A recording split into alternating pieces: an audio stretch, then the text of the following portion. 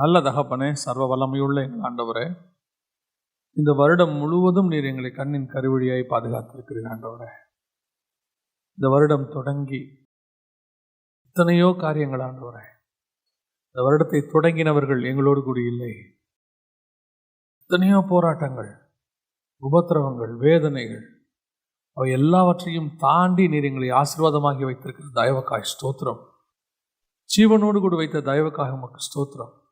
சுகபத்திரமாய் பாதுகாத்த தயவுக்காக உமக்கு நன்றி. கொஞ்ச நேரம் கர்த்தரை நம்ம நன்றி செலுத்துவோமா? நன்றி அறிதல் இருதயம் உள்ளவர்களாக இருங்கள் என்று வேதம் சொல்லுகிறது. கர்த்தர் செய்த நன்மைகளுக்கு நான் எண்ணத்தை செலுத்துவேன், ரட்சிப்பின் பாத்திரத்தை கையில் எடுத்துக்கொண்டு உம்மை தொழுது கொள்வேன் என்று சங்கீதக்காரன் சொல்லுகிறார். கர்த்தர் நமக்கு செய்த நன்மைகளை நினைச்சு பாருங்க. நாம நினைச்சிருக்கிறபடி பெரிய காரியங்கள் செய்யல நினைக்கலாம். ஆனா இந்த 11 மாசமும் நம்மளை ஜீவனோட வச்சாரு. 12வது மாதத்தை காணும்படி வச்சாங்களே. நம்ம கூட இருந்த எத்தனையோ பேர் இந்த வருஷத்தை ஆரம்பிச்சவங்க இப்ப இல்லை.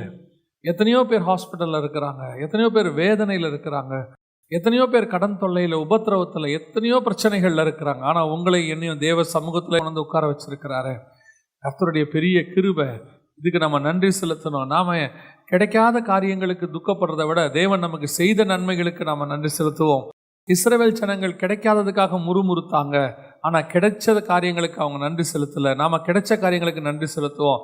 இந்த வருஷத்தை கடந்து வரதுக்கு எவ்வளோ பெரிய கிருபையை கர்த்தர் தந்திருக்கிறாரு. எத்தனையோ பேர் வீட்டில் எவ்வளோ பிரச்சனைகள், எவ்வளவோ வேதனைகள், ஆனால் நமக்கு கர்த்தர் ஆசீர்வாதமாக்கி தந்திருக்கிறார். ஹல்லேலூயா, ஹல்லேலூயா, ஹல்லேலூயா, ஹல்லேலூயா, ஹல்லேலூயா. நன்றி ஆவியானவரே. கோடான கோடி ஸ்தோத்திரம், கோடான கோடி ஸ்தோத்திரம். நாங்கள் நிற்பதும் நிர்மூலமாகாமல் இருப்பதும் உம்முடைய கிருபை மட்டும் தகப்பனே. உம்முடைய கிருபையினாலே நாங்கள் நிற்கிறோம். உம்முடைய கிருபை இல்லாவிட்டால் இந்நேரம் நாங்கள் இல்லாமல் போயிருப்போம் ஆண்டவரே, காணாமல் போயிருப்போம் ஆண்டவரே. இந்நேரம் எங்கள் எதிரிகள் எங்களை ஒழித்து கட்டியிருப்பாங்க அப்பா. எங்களை தலை நிமிர பண்ணினவர் நீர் ஒருவர் மாத்திரம் ஆண்டவரே. நாங்கள் நிற்பதற்கு காரணம் நீங்க மட்டும்தான் அப்பா. ஹல்லேலூயா, ஹல்லேலூயா, ஹல்லேலூயா. ஆண்டவரே, இந்த மாதத்தை ஒப்பு கொடுக்கிறோம். இந்த மாதம் முழுவதும் உடைய கிருபை, இரக்கம், தயவு கூடவே இருக்கட்டும் தகப்பனே. இந்த வருஷம் முழுவதும் 11 மாதம் எங்க கூட இருந்த தேவன் 12வது மாதத்திலும் கூட இருக்க போற தயவுக்காக உமக்கு நன்றி. நீர் பாதுகாத்துக் கொள்ள போற தயவுக்காக உமக்கு ஸ்தோத்திரம். நீர் மாத்திரம் மகிமைப்படுவீரா ஆண்டவரே. இந்த நேரத்தில் எங்களோடு கூட பேசுங்க, இடைப்படுங்க, உடைய வார்த்தைகளை எங்களுக்கு அனுப்புங்க அப்பா. எங்கள் ஆண்டவர் இயேசுவின் நாமத்தில் ஒப்பு கொடுத்து ஜெபிக்கிறோம் எங்கள் ஜீவனுள்ள நல்ல பிதாவே. அல்லேலூயா. தானியேல் புஸ்தகம் 2ஆம் அதிகாரம் 48வது வசனம். பின்பு ராஜா தானியேலை பெரியவனாக்கி அவனுக்கு அநேக சிறந்த வெகுமதிகளை கொடுத்து அவனை பாபிலோன் மாகாணம் முழுதுக்கும் அதிபதியாகவும் பாபிலோனில் உள்ள சகல ஞானிகளின் மேலும் பிரதான அதிகாரியாகவும் நியமித்தான் அப்படின்னு. தானியேலுக்கு நேபுகாத் நேச்சார் கொடுத்ததான ஒரு ஆசீர்வாதம் கொடுத்துருக்கிறார். ஆக்சுவலாக நான் இது இப்போ நம்ம இந்த ஆசீர்வாதத்தை குறித்து நான் பேச போகிறதில்ல. வேற ஒரு விஷயத்தை நம்ம இன்னைக்கு கொஞ்சம் தியானிக்க போகிறோம். என்ன அப்படின்னா, இன்னும் ஒரு வசனத்தையும் வாசிங்க. தானியேல் புஸ்தகம் 5ஆம் அதிகாரம் 17வது வசனத்தை வாசிங்க. 5:17 வாசிங்க. அப்பொழுது தானியேல் ராஜ சமூகத்தில் பிரதியுத்தரமாக, உம்முடைய வெகுமானங்கள் உம்மிடத்திலேயே இருக்கட்டும், உம்முடைய பரிசுகளை வேறொருவனுக்கு கொடும். இந்த எழுத்தை நான் ராஜாவுக்கு வாசித்து இதன் அர்த்தத்தை தெரிவிப்பேன். இங்க 2 சம்பவம் இருக்கு, நல்லா கவனிங்க. நம்ம இன்னைக்கு என்ன பார்க்க போறோம்னு சொல்றேன். 2 சம்பவங்கள் இருக்கு. ஒன்று, நேபுகாத் நேச்சார் தானியேலை ஆசீர்வதிக்கிறார். இன்னொன்று, பெல்ஷாத்சார் தானியேலை ஆசீர்வதிக்கிறார். நேபுகாத் நேச்சாருக்கு ஒரு தேவை வருகிறது, சொப்பனத்துக்கு விளக்கம் கொடுக்கணும், ஒரு தேவை வருகிறது. அவரும் யாராவது இருந்தால் எனக்கு சொப்பனத்துக்கு விளக்கம் சொல்லுங்கப்பா அப்படின்னு சொல்லி கேட்குறாரு. தானியேல் அதுக்கான விளக்கத்தை சொல்றார். சொன்ன உடனே ராஜா அவருக்கு ஒரு ஆசீர்வாதத்தை கொடுக்கிறார். இப்போ பெல்ஷாத்சாருக்கும் ஒரு தேவை வருகிறது, ஒரு ரத்தம் தோய்ந்த கரம் என்று எழுதுகிறது. அவருக்கும் அதுக்கு விளக்கம் தெரியல. அவரும் இதே மாதிரி ஆளை தேடுறாரு, யாராவது எனக்கு கொஞ்சம் விளக்கம் சொல்லுவீங்களா அப்படின்னு சொல்லி. இப்போ மீண்டும் தானியேல் சொல்லுகிறார். இடைப்பட்ட காலங்கள் சில வருஷங்கள்னு வச்சுக்கோங்களேன். இது தானியேல் ராஜ்யபாரத்துக்கு, அதாவது பாபிலோனுக்கு வந்த புதுசுல நடந்துச்சு நேபுகாத் நேச்சாருக்கு. இது அதுக்கப்புறம் அவர் அங்கே இருந்துட்டார். இப்போ பெல்ஷாத்சார் சொல்றாரு, சொன்னா நான் உனக்கு இதெல்லாம் தருவேன். அவர் என்னென்ன தருவேன் அங்க சொல்றாரு. ரத்தாம்பரமும் கழுத்திலே பொற்சற்பணியும் தரிக்கப்பட்டு ராஜ்யத்தில் 3வது அதிபதியாய் இருப்பாய் என்றான் அப்படின்னு 16வது வசனம் 5:16 இருக்கு. ஆனா இப்ப தானியேல் சொல்றாரு, உம்முடைய வெகுமானங்கள் உம்மிடத்துல இருக்கட்டும், உம்முடைய பரிசுகளை வேறு ஒருவனுக்கு கொடும். ஆனா நேபுகாத்நேச்சார் கொடுக்கும்போது வாங்கிக்கிட்டாரு, பெல்ஷாத்சார் கொடுக்கும்போது தேவையில்லைன்ட்டார். 2 பேருமே பாபிலோனிய ராஜாக்கள் தான். 2 பேரும் வேணும், பெரிய வித்தியாசமெல்லாம் ஒன்றுமே கிடையாது. 2 பேருமே பாபிலோனிய ராஜாக்கள் தான். 2 பேர்கிட்டையுமே தானியேல் அடிமைத்தனத்துக்குள்ள தான் இருக்கிறாரு. தானியேலுக்கு ஒரு போஸ்டிங் இருக்கு, ஆனால் அங்கே தான் இருக்கிறாரு. இப்போ 2மே சும்மா கிடைக்கல. ஃபஸ்ட்டும் அவர் விளக்கம் சொன்னதுனால தான் கிடைக்கிது, இங்கேயும் விளக்கம் சொன்னால் கொடுப்பேன்னு சொல்கிறார். அப்படி இருக்கும்போது ஏன் நேபுகாத்நேச்சார் கொடுக்கிறதை தானியேல் வாங்கி கொள்ளுகிறார்? ஏன் பெல்ஷாத்சார் கொடுக்கிறதை தானியேல் வேண்டாம் என்று சொல்லுகிறார்? இந்த 2 ஆசீர்வாதத்துக்கும் பெரிய வித்தியாசம் ஒன்றும் இல்லை, ஆனால் தானியேல்கிட்ட ஒரு வித்தியாசம் இருக்கு. அந்த ஆசீர்வாதத்தை வாங்கிக்கிறாரு, இந்த ஆசீர்வாதத்தை வேணான்னு சொல்றாரு. இது ஒரு பாடம். நமக்கு வேதத்தில் உள்ள ஒவ்வொன்றுமே நமக்கு பாடம் தான். எல்லா ஆசீர்வாதங்களும் கர்த்தரிடத்திலிருந்து வருகிறது இல்லை. பல நேரங்களில் நாம் இந்த செய்திகளில் பார்த்துருக்கிறோம். ஆசீர்வாதங்கள் பல வகை உண்டு. நாம் ஆசீர்வாதத்தை விரும்புகிறோம், ஆசீர்வாதம் கொடுத்தா வேணான்னு சொல்றது யாருமே. எதை வாங்கணும் எதை வாங்கக்கூடாது அப்படின்னு இருக்குது. ஆசீர்வாதமும் அப்படித்தான். எல்லா ஆசீர்வாதமும் கர்த்தர் கொடுக்கிறது அல்ல. கர்த்தர் கொடுக்கிற ஆசீர்வாதத்தை கண்டிப்பாக நாம் வாங்கி கொள்ளணும். அது வாங்குறவங்களுக்கும் ஆசீர்வாதம், கொடுக்குறவங்களுக்கும் ஆசீர்வாதம். அந்த ஆசீர்வாதம் கர்த்தர் கொடுக்கிறதா இல்லை என்றால் அதை நீங்கள் வாங்கக்கூடாது. அது கொடுக்கிறவனுக்கு எப்படின்னு தெரியாது, வாங்குறவனுக்கு அது சாபம். நான் எப்படின்னு உங்களுக்கு கடைசியாக சொல்றேன். இந்த வித்தியாசம் யாருக்கு தெரிகிறது? தானியேலுக்கு தெரிகிறது. நேபுகாத்நேச்சார் கொடுக்கும்போது வாங்கிக்கிறாரு, பெல்ஷாத்சார் கொடுக்கும்போது வேணான்னு சொல்லிடுறாரு. இது நமக்கு ஒரு பாடம். இப்போ நம்ம அதை ஃபாலோ பண்ணணும். நம்மளை பொறுத்த வரைக்கும் யார் எது கொடுத்தாலும் ஓகே தான். கொடுப்பாங்களான்னு வெயிட் பண்ணுறோம், கொடுத்தா ஓகே தான் அந்த மாதிரி. ஆனால் நமக்கு தெரியணும், இதை வாங்கலாமா இதை வாங்கக்கூடாதா. பல நேரங்களில் ஒரு சிலர் எங்கிட்ட கேட்குற விஷயம் என்ன அப்படின்னா, இது கர்த்தரிடத்துலேருந்து வருது, இது கர்த்தரிடத்துலேருந்து வரல, எப்படி தெரிஞ்சுக்கிறது, எப்படி இதை நம்ம தெரிஞ்சுக்க முடியும் அப்படின்னு சொல்லி நிறைய பேருக்கு ஒரு சந்தேகம் இருக்குது. நிறைய அந்த கேள்விகளும் இருக்குது. தேவ சித்தத்தை அறிவது எப்படி, கர்த்தர் சத்தத்தை கேட்பது எப்படி, எப்படி ஆண்டவர் இடைபடுறாருன்னு சொல்கிறீங்களே எப்படி, உணர்த்துறாருன்னு சொல்கிறீங்களே எப்படி, இதெல்லாம் நிறைய பேர் கேள்வி கேட்குறாங்க. ஸோ நாங்கள் இதுக்கு தனியாக ஒரு கேள்வி பதிலே வைக்கணும் அப்படின்னு முடிவு பண்ணியிருக்கிறோம். பல நேரங்களில் விசுவாசிகளுக்கு இந்த சந்தேகம் இருக்குது. சரி, இன்னைக்கு பாடத்தை பார்ப்போம். கர்த்தரிடத்திலிருந்து வரக்கூடிய ஆசீர்வாதத்துக்கும் கர்த்தரிடத்திலிருந்து வராத ஆசீர்வாதத்துக்கும் என்ன வித்தியாசம்? நேபுகாத்நேச்சாரை ஏன் அவர் அக்செப்ட் பண்ணிக்கிட்டாரு, ஏன் பெல்ஷாத்சாரை அக்செப்ட் பண்ணிக்கல, அதை தான் நாம் இன்னைக்கு பார்க்க போகிறோம். நம்ம லைஃப்லையும் சில நேரங்களில் இப்படிப்பட்ட சிச்சுவேஷன்ஸ் வரும்போது எந்த ஆசீர்வாதத்தை அக்செப்ட் பண்ணணும், எந்த ஆசீர்வாதத்தை அக்செப்ட் பண்ணக்கூடாதுன்னு தெரியணும். இயேசு கிறிஸ்துவை பாருங்க, பிசாசு கொண்டு கொடுக்கும்போது வேணான்னு சொல்றாரு. அதுவே தவறான வாழ்க்கையில் இருந்த ஒரு அம்மா கொண்டாந்து தன் பாதத்தில் உடைக்கும் போது அக்செப்ட் பண்ணிக்கிறார். அவன் சொல்றான், இந்த அம்மா ஒரு தப்பான அம்மாவாச்சே, இவருக்கு தெரியாதா அப்படின்னு. இயேசுவுக்கு தெரியும், தப்பானவங்க சரியானவங்கல எதை அக்செப்ட் பண்ணணும் எதை அக்செப்ட் பண்ணக்கூடாதுன்னு அவருக்கு தெரியும். இப்போ இயேசுடைய பாதத்தில் கொண்டு வைக்கும் போது அதை அக்செப்ட் பண்ணிக்கிறாரு. என் பாதத்தில் விழும்னு சொல்லும் போது அப்பாலே போ சாத்தானேங்கிறார். எல்லா ஆசீர்வாதத்தையும் தரேன், என் பாதத்தில் விழு அப்படின்னும் போது அப்பாலே போ சாத்தானேங்கிறார். அப்போ எதை அக்செப்ட் பண்ணணும், எதை நம்ம ஏற்றுக்கொள்ளக்கூடாது, இது நம்ம லைஃப்பில் தெரியணும். ஏன்னா பல ஆசீர்வாதங்களை பெற்றுவிட்டு அது பின்னாட்களே நமக்கு என்னவாய் மாறி விடுகிறது, சாபமாக மாறிடுது. நம்ம ரொம்ப கஷ்டப்பட்டு இது கர்த்தரால தான் வந்துச்சு அப்படின்னு சொல்கிறாங்க. ஆனால் முடிவை பார்த்தா அது கர்த்தரால வந்ததான்னா இல்லை. அவங்க லைஃப்பில் நடக்கிற பிரச்சனைகள் எல்லாம் பார்க்கும்போது பேசாம இது வராமையே இருந்திருக்கலாம் போல அப்படிங்கிற ஒரு முடிவுக்கு எடுத்துடுறாங்க. அதுதான் நான் சொல்ல வரேன். இப்போ நம்ம பார்க்க போகிறோம், எது தேவனிடத்திலிருந்து வருகிறது, எது தேவனிடத்திலிருந்து வரவில்லை அப்படின்னு பார்க்க போகிறோம்.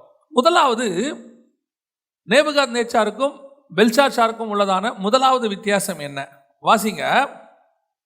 பெல்ஷாத்சாரோட ஆசீர்வாதங்களை அவன் ஏன் வேண்டான்டா, நேபுகாத்நேச்சாரோட ஆசீர்வாதத்தை ஏன் அக்செப்ட் பண்ணிக்கிட்டான்? வாசிங்க 2ஆம் அதிகாரம் தானியேல் புஸ்தகம் 47வது வசனத்தை வாசிங்க. 2:47 வாசிங்க. ராஜா தானியேலை நோக்கி, நீ இந்த மறைப்பொருளை வெளிப்படுத்தினபடியினால் மெய்யாய் உங்கள் தேவனே தேவர்களுக்கு தேவனும் ராஜாக்களுக்கு ஆண்டவரும் மறைப்பொருள்களை வெளிப்படுத்துகிறவருமாய் இருக்கிறார் என்றான்.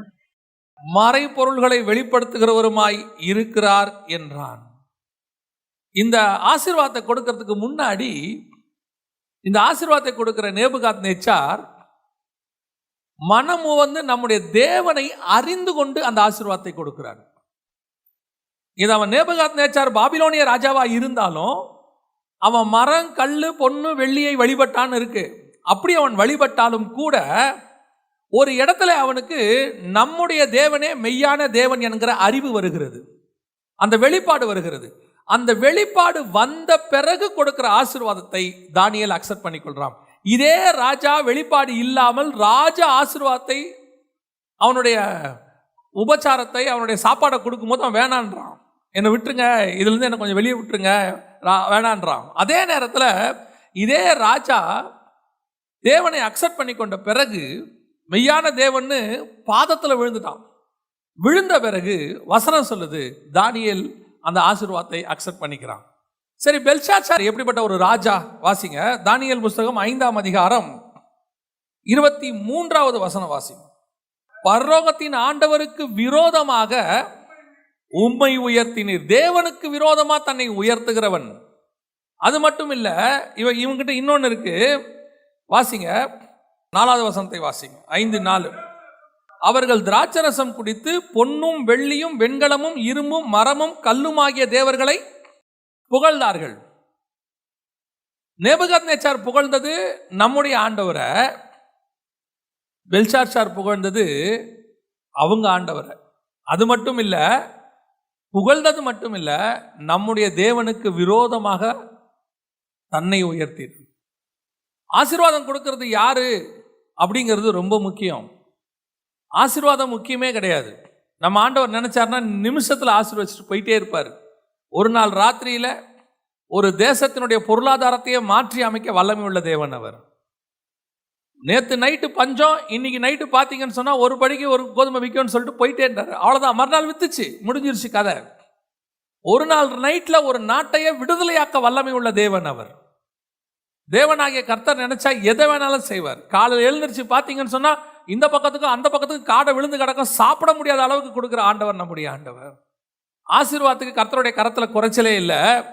ஆனால் யார் ஆசீர்வதிக்கிறாங்கன்றதுதான் ரொம்ப முக்கியம்.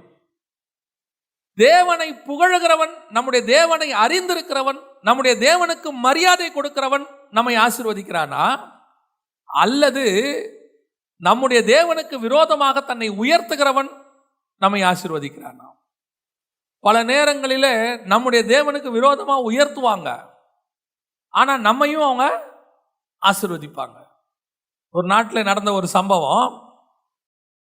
அவங்க என்ன பண்ணாங்க, தங்களுடைய தேவர்களை புகழும்படிக்கு அந்த தேவர்களுக்கு ஏசபேல் செய்த மாதிரி என்ன பண்ணாங்க, பந்தியை போட்டு எல்லாருக்கும் சாப்பாடை போட்டு ஏசபேலுடைய பந்தி மாதிரி எல்லாம் பண்ணி வச்சாங்க. எல்லாம் அந்த நேரத்தில் எங்கடா இப்படி தங்களுடைய ஆசாரியர்களுக்கு மாத்திரம் இப்படி பண்ணால் தப்பாக வந்துருமோன்னு சொல்லிட்டு அந்த நேரத்தில் என்ன பண்ணாங்க, கூட தேவனுடைய ஊழியக்காரங்களையும் கூப்பிட்டுக்கிட்டாங்க.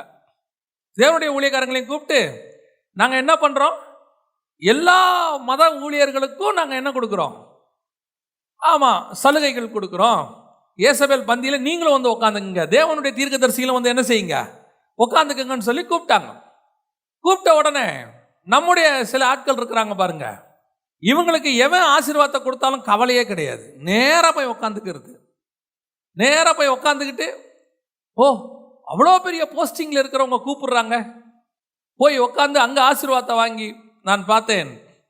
அவங்க வாங்கும்போது பயங்கர மரியாதை. இது அப்படி வாங்கின ஊழியக்காரங்க ஆசாரியர்களுக்கு பயங்கர சந்தோஷம். பாருங்க, ஏசபேலே கூப்பிட்டு எங்களை மரியாதை கொடுத்தாங்க. உடனே இவங்கெல்லாம் ஏசபேலுக்கு பட்ட பேரை சொல்லி, நீ அப்படி வருவாய் இப்படி வருவாய் அதையெல்லாம் சொல்லி இதெல்லாம் உட்காந்து பார்த்துக்கிட்டே இருந்தோம்.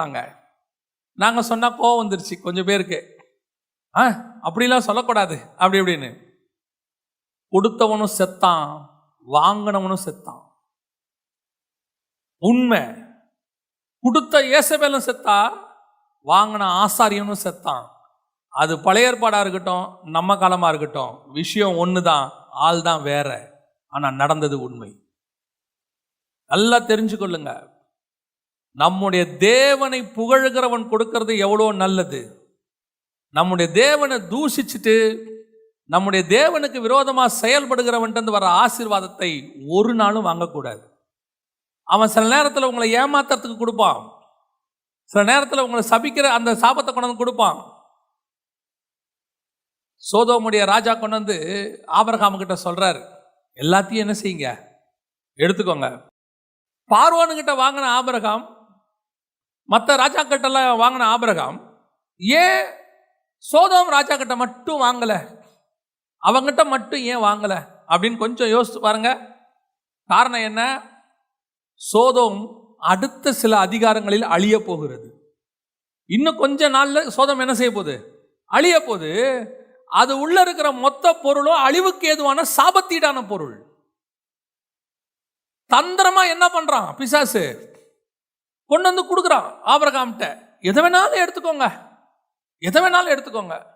ஆபிரகாம் சொன்னா கூட பாதரட்சியின் வார கூட தொட மாட்டேன். ஏன்? நீ சாவும் போது அந்த சாபம் எங்க வரும்? எனக்கும் வரும். ஆமென். பல நேரங்களில் யார் கொடுக்குறாங்கன்றது ரொம்ப முக்கியம். சில நேரங்களில் நீங்கள் சொல்றீங்க தெரியுமா, எங்க அப்பா அம்மா வீட்டோடைய சொத்து எதுவும் எங்களுக்கு வரவிடாம ஆண்டவர் பண்ணிட்டாரு, என்னானே தெரியல. இல்லை, எங்க அக்கா தங்கச்சிங்கெல்லாம் பிரித்து எடுத்துக்கிட்டாங்க, எங்க அண்ணன் தம்பிங்கெல்லாம் பிரித்து எடுத்துக்கிட்டு போயிட்டாங்க, எனக்கு நடுத்தரில் விட்டுட்டாங்க, ஒன்று கூட கொடுக்கல, ஒரு சின்ன வீடு கூட கொடுக்கலங்க, எல்லாத்தையும் எடுத்துக்கிட்டாங்க. ஏன் ஆண்டவருக்கு தெரியாத அவங்க எடுத்துப்பாங்கன்னு? ஏன் ஆண்டவர் மட்டும் ஒரு நாள் ராத்திரியில் பார்வோன்ட்ட பேசின மாதிரி, நேபுகாத்நேச்சார்ட்ட பேசின மாதிரி இருதயத்தை திருப்பினா வந்து கொடுத்துட மாட்டாங்களா? எத்தனை பேரோட இருதயம் மாறி இருக்குது அப்படி?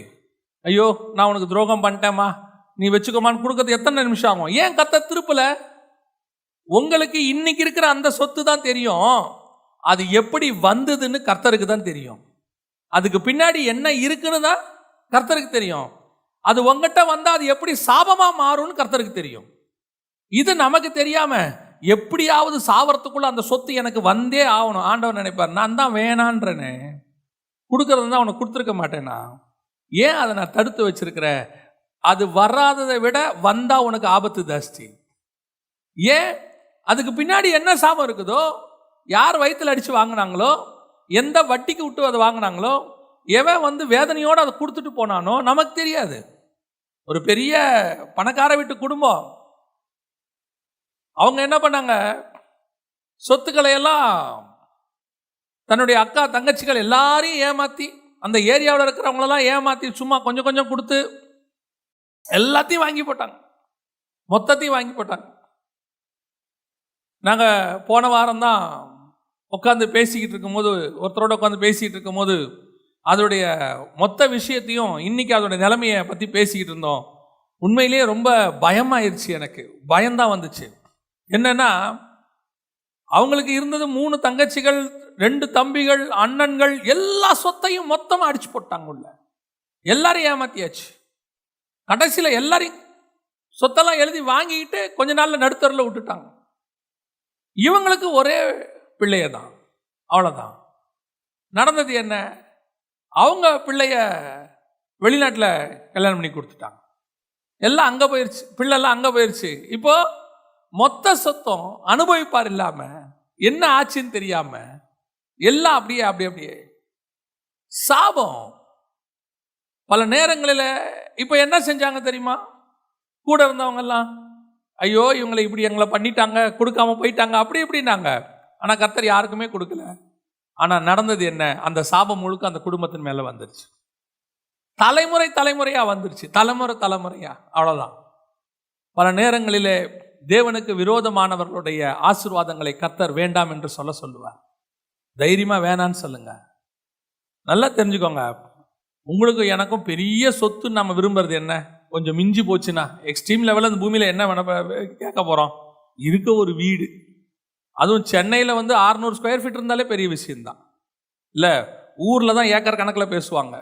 இங்கெல்லாம் சென்னையிலலாம் ஒரு 600 ஸ்கொயர் ஃபீட்டில் வீடு இருந்தாலே அது ஒரு பெரிய விஷயம். யோசித்து பாருங்க, வானத்தையும் பூமியும் உண்டாக்கின தேவனுக்கு 600 ஸ்கொயர் ஃபீட் ஒரு பெரிய விஷயமா? ஆண்டவருக்கு தெரியும் எதை கொடுக்கணும், எதை கொடுக்க கூடாது. அது தேவ பிள்ளைகளுக்கு தெரியணும் எதை வாங்கணும், எதை வாங்கக்கூடாதுன்னு சொல்லி. தேவனை தூஷிக்கிறவர்கள் கொடுக்கிற ஆசீர்வாதம், தேவனாகிய கர்த்தருக்கு விரோதமாய் செயல்படுகிறவர்கள் கொடுக்கிற ஆசீர்வாதம், தைரியமா சொல்லணும், உம்முடைய ஆசீர்வாதம் உம்மிடத்திலேயே இருக்கட்டும், அது ஒன்றும் எங்களுக்கு தேவையில்லை, நீ வச்சுக்கோப்பா, நீயே வச்சுக்கோ, எங்களுக்கு தேவையில்லை. இந்த மனநிலை, இந்த மனப்பாவம் நமக்கு முதல்ல வரணும். பல நேரங்களில் நாம் யார் எதை கொடுத்தாலும், யார் எதை செஞ்சாலும் உடனே ஒரு தேவனை தூஷிக்கிற அல்லது நம்முடைய தேவனை பற்றி கனப்படுத்தாமல் பொன்னையும் வெள்ளியும் மரங்களையும் புகழ்கிற, இங்கே சொல்லியிருக்கு பாருங்க, இந்த மாதிரி செய்யக்கூடிய ஒருத்தர் கொண்டு வந்து என்ன பண்ணாரு, அவங்க கொண்டு வந்து தங்களுடைய ஒரு காணிக்கையை கொண்டு வந்தாங்க. நம்ம ஆண்டவர்கிட்ட இருக்கிற ஸ்பெஷாலிட்டியை பாருங்க, காணிக்கை யார் கொடுத்தாலும் வாங்கிக்கன்னு சொல்லலை. காணிக்கையில் கூட கர்த்தர் என்ன வச்சிருக்கிறாரு, ஒரு கிரைட்டீரியா வச்சிருக்கிறாரு. இன்னென்ன காணிக்கை எங்கே வரக்கூடாது, காணிக்கை பெட்டிக்குள்ள வரக்கூடாது. அது எவ்வளோ பெரிய பணக்காரனாக இருந்தாலும் சரி, உன் காணிக்கை உண்மை உள்ள காணிக்கையாக இருந்தால் மட்டும்தான் வரணும். அவங்க கொண்டு வந்து கொடுத்தாங்க. நான் பார்க்குறேன், ஒரு ஊழியரும் சுவிசேஷகர் அவர் அந்த பணத்தை வாங்கி அவரும் அவர் மனைவியும் வாங்கி ஃபோட்டோ எடுத்து தங்களுடைய புத்தகத்தில் போடுறாங்க. கொடுக்குறவங்க யாருன்னு கேட்டிங்கன்னு சொன்னால், மரமும் பொன்னும் வெள்ளியும், இந்த வசனத்தில் சொல்லியிருக்கு பாருங்க, மரமும் கல்லுமாகிய தேவர்களை புகழ்ந்தார்கள்னு. அப்படி புகழக்கூடிய செலிபிரிட்டி அவங்க கொடுக்கறத வாங்கி அதை ஒரு ஃபோட்டோவாக எடுத்து, நீ என்ன சொல்லணும், உம்முடைய ஆசீர்வாதம் உங்ககிட்ட இருக்கட்டும், ஏன் வாங்கக்கூடாதா? முதல்ல நீ ஆண்டவர் அறிகிற அறிவுக்கு வா, என் தேவன் மெய்யான தேவனை தெரிஞ்சுக்க. இன்னும் அவங்க எங்கே தான் இருக்கிறாங்க, அங்கே தான் இருக்கிறாங்க, பழைய பாவத்தில் இருக்கிறாங்க. ஆனால் கொடுக்குறாங்க 5 லட்சம் செக்கு. உடனே போய் நின்றுக்கிட்டு வாங்கிறது. சொல்லணும், எங்களுக்கு வேண்டாம், எங்களுக்கு தேவை மனமாற்றம், எங்களுக்கு தேவை மனம் திரும்புதல். மனம் திரும்பி கொடுக்கிற ஒரு பாவியினுடைய ₹1 தான் வேல்யூ. மனம் திரும்பாமல் கொடுக்குற ஒரு ஆள் கொடுக்குற 1 லட்சம் ரூபாயை விட மனம் திரும்பி பாவி கொடுக்குற ₹1 தான் வேல்யூ. தைரியமாக சொல்லணும். ஒரு சபையாக இருக்கட்டும், சபைக்குள்ளே இருக்கும்போது ஒருத்தன் தப்பு செய்கிறான், ஆனால் அவன் காணிக்கை கொடுக்குறான், பெரிய பணக்காரனாக இருந்தானா தைரியமாக அவனை பார்த்து சொல்லணும், யோ உன் காணிக்கை கொஞ்சம் ஓரமாக வை, முதல்ல சரியாகு, சரியாயிட்டு கொண்டாந்து கட்டு. ஒரு மிகப்பெரிய ஊழியர் அவர் சொல்லுவார், டாக்ஸ் கட்டாமல் கொண்டாந்து இங்கே என்ன செய்யாத, காணிக்கையை போடாத, முதல்ல போய் என்ன செய்ய, தேவனுக்குரியதை தேவனுக்கும் ராயனுக்குரியதை ராயனுக்கும் செலுத்திட்டு வந்து இங்கே போடு. முதல்ல எத்தனை ஊழியக்காரங்க அவங்களுடைய வருடாந்திர கணக்கை தங்களுடைய பத்திரிகையில் போடுறாங்க, முடியும் போது போடுவாங்க, இந்த வருஷம் எங்களுக்கு இவ்வளவு ஆஃபரிங் வந்தது, அதுக்கான டாக்ஸ் இவ்வளோ கட்டியிருக்கோம், கரெக்டாக போடுவாங்க. ஏன்? அவங்ககிட்ட உண்மை இருக்குது. இன்னைக்கு நம்ம யாரு, எவன் கொடுக்குறான் ஏது கொடுக்குறான் எந்த கணக்கும் கிடையாது. எவன் கொடுத்தாலும் சோத்திரம், பிரைஸ் தி லார்ட், அல்லேலூயா. முதல்ல கொடுக்குறவன் யாருன்னு தெரியும். அவன் தேவனை புகழுகிறவனா தேவனை இகழுகிறவனான்னு பார்க்கணும். சில நேரத்தில் பிசாசு அந்த மாதிரி செஞ்சிருவான். சிரியா தேசத்தன் ரெபெக்காளுடைய அண்ணனுடைய ஆசீர்வாதத்தை கொண்டு வந்து எங்கே வச்சிருவான்னா, ராகேலுடைய கூடாரத்துக்குள்ளே வச்சுட்டு போயிடுவான். அந்த விக்கிரகத்தினுடைய ஆசீர்வாதத்தை எங்கே வச்சிருவான்? கூடாரத்துக்குள்ளே வச்சிருவான். நாம் என்ன பண்ணிடுவோம்? அப்பாவுடைய ஆசீர்வாதம் தானே அது. லாபானுடைய ஆசீர்வாதம் அப்பாவுடையது. எங்க அப்பாவதுப்பா. உங்க அப்பாவதா இருந்தாலும் அந்த ஆசீர்வாதம் தப்பான ஆசீர்வாதம், விக்கிரகத்துக்குரிய ஆசீர்வாதம். அது உன்னை கானானுக்கு போக விடாது, வழியிலேயே சாகடிச்சிடும். நிறைய பேருடைய வாழ்க்கையில் அதான் நடந்துகிட்டு இருக்குது. அப்பாவின் ஆசீர்வாதம், அம்மாவின் ஆசீர்வாதம், எங்களுடைய முற்பிதாக்களுடைய ஆசீர்வாதம், எங்க சொந்தக்காரங்கள் தானே, எங்களுடைய தம்பி தானே, அண்ணன் தானே, அக்கா தானே, தங்கச்சி தானே. ஆனால் அதுக்கு பின்னாடி இருக்கிற சாபம் என்ன என்பது யாருக்கு தான் தெரியும்? தேவனுக்கு தெரியும். அது உன்னை கானானுக்கு போக விடாது. வழியில் யோசிச்சு பாருங்க, எல்லாரும் புறப்பட்டாங்க, யாக்கோபு கூட. ஒருத்தி தான் செத்தா நடுவில். ஏன்? கூடாரத்துக்குள்ள அப்பாவுடைய தீட்டான காரியம், சாபத்தீடானது உள்ளே இருந்தது, விக்கிரகம் இருந்தது. அவன் என்ன சொல்ல முடியும்? அதுக்கு என்ன ஒரே ஒரு விஷயம் அவங்ககிட்ட என்ன சொல்லுவா? இது எங்க அப்பாவுதுங்க, இதுல என்ன மிஸ்டேக் இருக்கு? அப்பாவதாக இருந்தாலும் அது இன்னொரு தேவனுடையது. அப்பாவு தான் இல்லையாங்கிறது முக்கியம் இல்லை, என் தேவன் தான் இல்லையாங்கிறது தான் முக்கியம். இன்னைக்கு அல்லேலூயா. எப்பவுமே கேர்ஃபுல்லா இருந்து கொள்ளுங்க. ஆசீர்வாதம் தைரியமா சொல்லுங்க. தப்புன்னு தெரியுதா, வேணான்னு சொல்லுங்க. சொல்லி பாருங்களேன். அந்த வைராகியத்துக்கே கர்த்தர் அதை விட 100 மடங்கு உனக்கு கொடுத்து ஆசீர்வதிப்பார். அந்த வைராகியத்துக்கு கர்த்தர் உன்னை ஆசீர்வதிப்பார். எனக்கு ஒரு சகோதரனை தெரியும். தன்னுடைய தாய் தவறான முறையில் சம்பாதிக்கிறாங்கன்னு தெரிஞ்ச உடனே அவர் செய்ததான ஒரு காரியம், ஒரு நாள் தன் தாயினிடத்தில் சொன்னார், இனி நான் உங்க கூட இருக்க மாட்டேன், உங்களுடைய பணம் தப்பான பணம், நான் இனி உங்க கூட இருக்க மாட்டேன், நீங்க ஆஃபீஸில் லஞ்சம் வாங்குறீங்க எனக்கு தெரிஞ்சிருச்சு, நான் இனி உங்க கூட இருக்க மாட்டேன் அப்படின்னு சொல்லிட்டு போயிட்டாரு. இன்னொரு மகன் அந்த லஞ்ச பணத்தை சந்தோஷமாக அனுபவிக்கிறவனாக இருந்தான். அம்மா சம்பாதிக்கிறது லஞ்சத்தில் இருந்தாலும் பரவாயில்ல, அந்த லஞ்ச பணத்தை சந்தோஷமா அனுபவிச்சான். நான் உங்களுக்கு சொல்லுகிறேன், அந்த பணம் வேண்டாம் என்று வைராக்கியமாய் விட்டு விட்டு போன அந்த மகன் இன்னைக்கு எல்லாவித ஆசீர்வாதங்களையும் பெற்று ஆசீர்வாதமாக இருக்கிறார். அந்த லஞ்ச பணத்தை விரும்பி தாயாரோடு கூட அந்த பாவத்துக்கு உடன்பட்ட மகன் இளம் பிராயத்திலேயே மரித்து போனான், செத்தே போனான். இன்னைக்கு கிடையாது, இன்னைக்கு பூமியில கிடையாது. நான் உங்களுக்கு ஒரு எச்சரிக்கையாகவே சொல்லுகிறேன், சாபத்தீடானது என்று தெரிந்தால் இந்த ஆசீர்வாதத்தை வேண்டாம் என்று சொல்வதற்கு தயாராக இருங்க.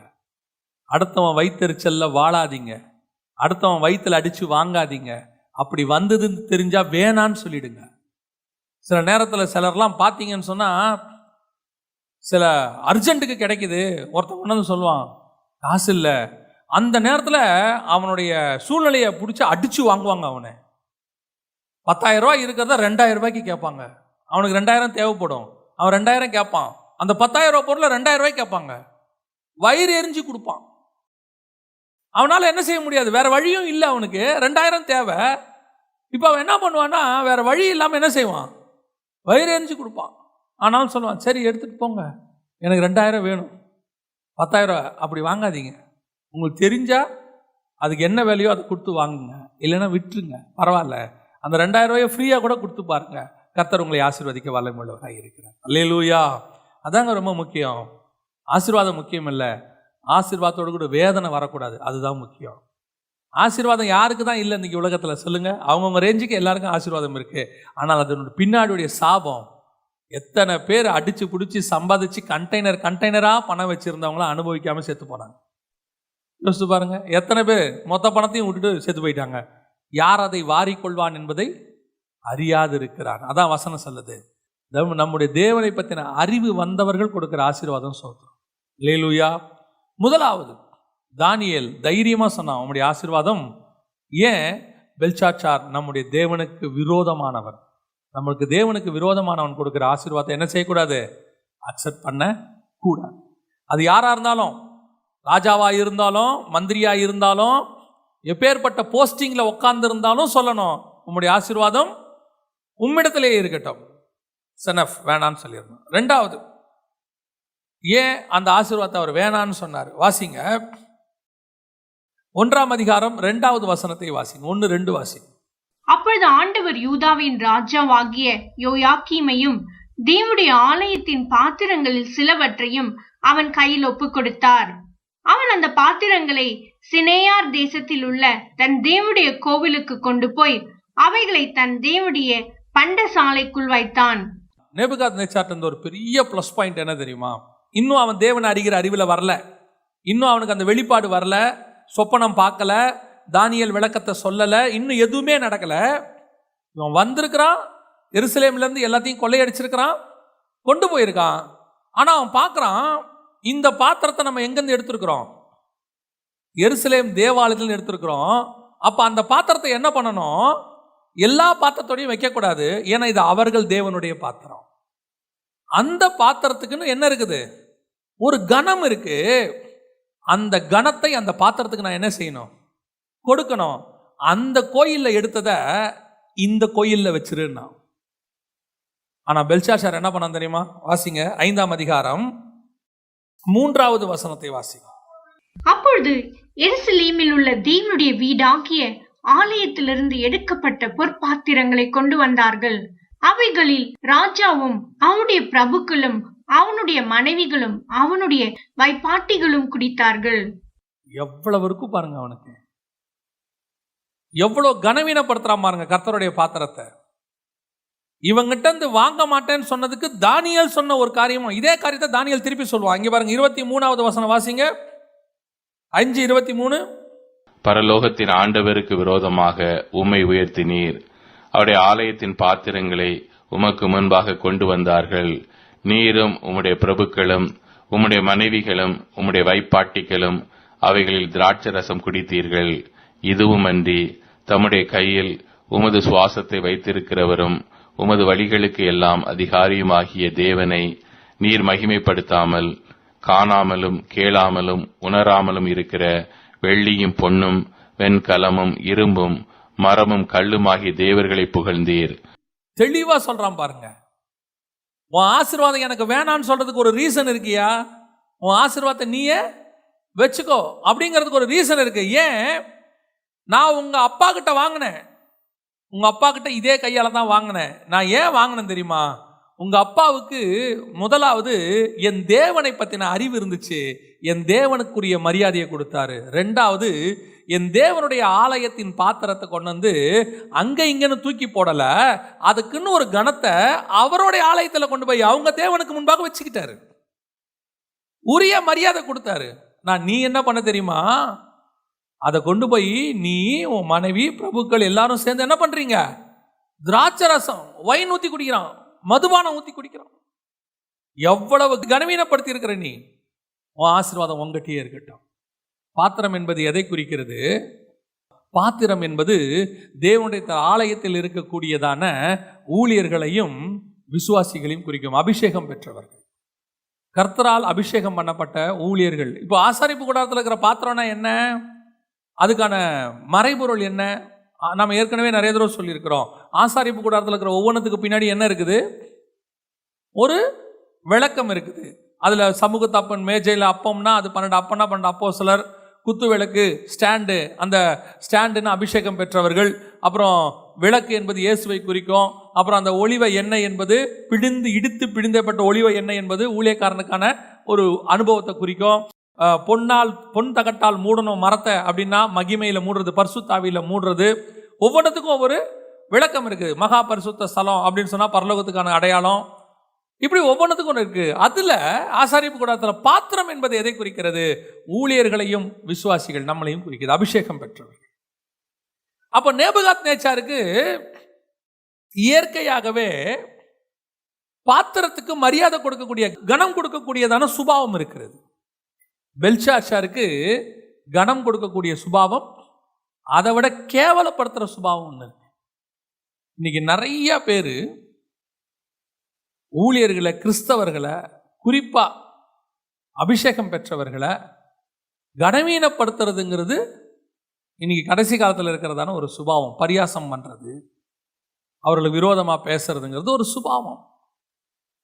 மற்றவர்களை விட்டு விடுங்க, உங்களை ஆசீர்வதிக்கிறவர்களை சொல்றேன். உங்களை ஆசீர்வதிக்கிறவர்கள் உங்களுக்கு கொடுக்கிற ஆசீர்வாதம் உங்களை கனப்படுத்தி கொடுக்கணும், அதுதான் ஆசீர்வாதம்.